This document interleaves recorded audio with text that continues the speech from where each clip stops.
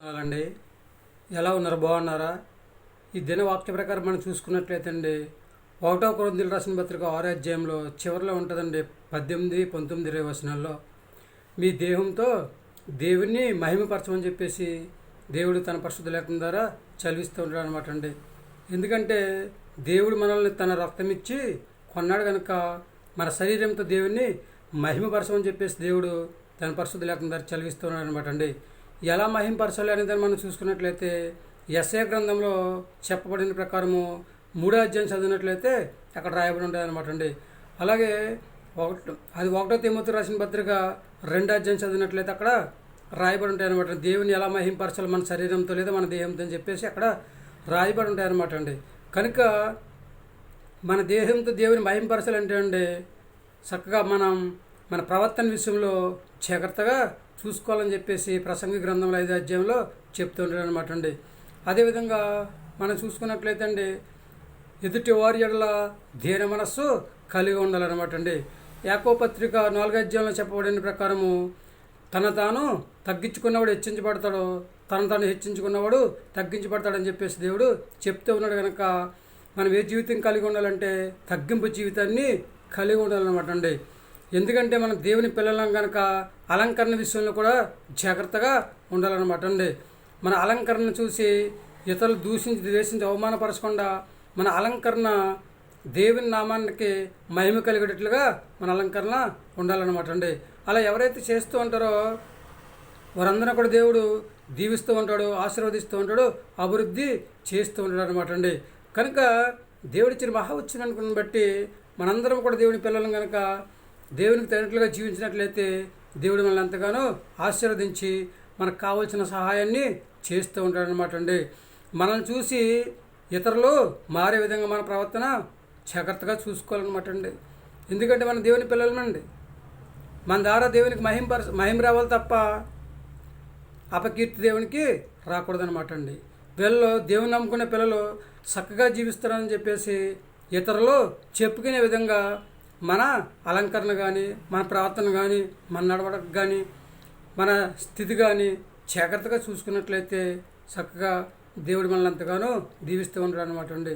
మనల్ని చూసి 10 మంది మారే విధంగా మన అలంకరణ చేసుకోవాలి. మన వస్త్రాల్లో కూడా జాగ్రత్తగా ఉండాలన్నమాట అండి.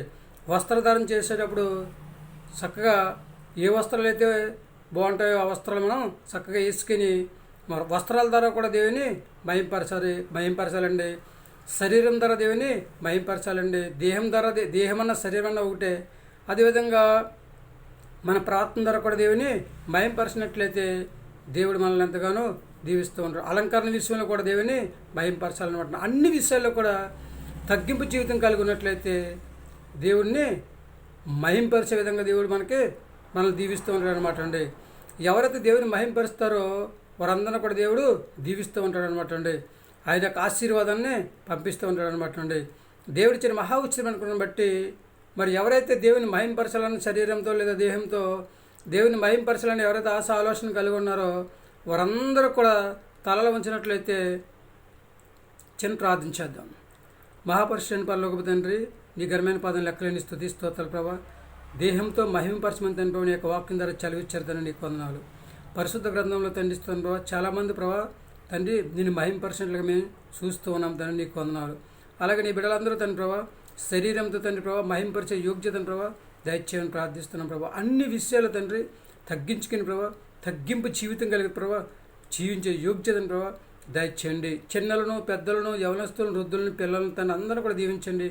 గర్భిణీ స్త్రీలను తండ్రి ప్రభావ బాలింత్రాలను తండ్రిస్తున్న ప్రభావ సంతానం బిడ్డలను తండ్రి ప్రభావ అనారోగ్యంతో బాధపడుతున్న వారిని తండ్రిస్తున్న ప్రభావ ఉద్యోగం చేస్తున్న వారిని వ్యాపారం చేస్తున్న వారిని తండ్రి వివాహం కోసం ఎదురు చూస్తున్న వారిని తండ్రిస్తున్న ప్రభావ ప్రయాణం చేస్తున్న వారిని వాహనం నడుపుతున్న వారిని ఇలా 1 by 1 కూలి పని చేస్తున్న వారిని 1 by 1 తండ్రిస్తున్న ప్రభావ ఎవరు చేస్తున్న పని అంతట్లో వారిని దీవించి ఆశీర్వదించి వారికి మంచి ఆరోగ్యం దయచేసి మరొకసారి ప్రతి ఒక్కరూ ప్రభావ శరీరంతో ప్రభావ నేను మహింపరిచే యోగ్యత ప్రతి బిడ్డకనే దయచేయమని మా ప్రార్థన ఆలకించండి. మా ప్రార్థన ప్రతిఫలం దయచేయమని మా కొరకు త్వరగా యేసుక్రీస్తు రాష్ట్రమైన నామములో వేడుకొంచున్నాము తండ్రి.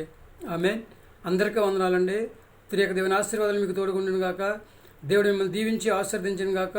దేవుడు మిమ్మల్ని మీ పిల్లలను మీ కుటుంబాలన్నిటిని కూడా దీవించి ఆశీర్వదించును గాక. మనందరం కూడా మన శరీరంతో దేవుని మహింపరుద్దాం, దేవుని యొక్క ఆశీర్వాదం సంపాదించుకుందాం, భూమి మీద హాయిగా జీవిద్దాం, ఆయన రాజ్య వారసుగా జీవించి యోగ్యతను సంపాదించుకుందాం. ఏమంటారండి? మీ ఆలోచన మీదేనండి. మరొకసారి దేవుని మాట వింటారా? మన దేహంతో దేవుని మహింపరుస్తారా? ఏమంటారు?